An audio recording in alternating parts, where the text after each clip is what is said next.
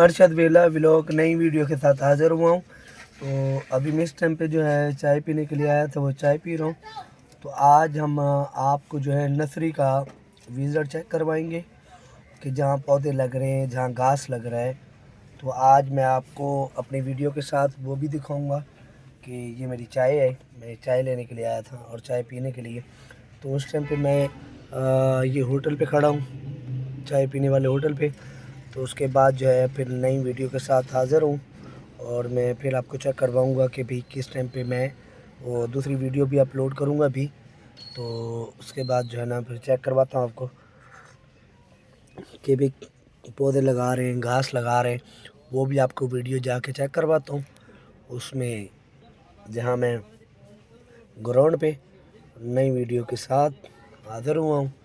तो उम्मीद करता हूँ मेरे भाइयों को पसंद आएगी ये मेरी वीडियो, अच्छी लगेगी। और फॉलो करें, शेयर करें, लाइक करें और अच्छे अच्छे कमेंट करें, ठीक है। तो नई वीडियो के साथ फिर दोबारा हाज़िर हूँगा।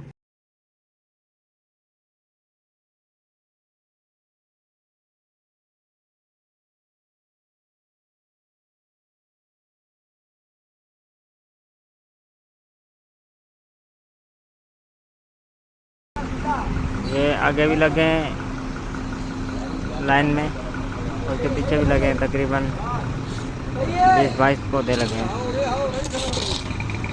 दुबई कटिंग 3 तारीख 7वां महीना 2025।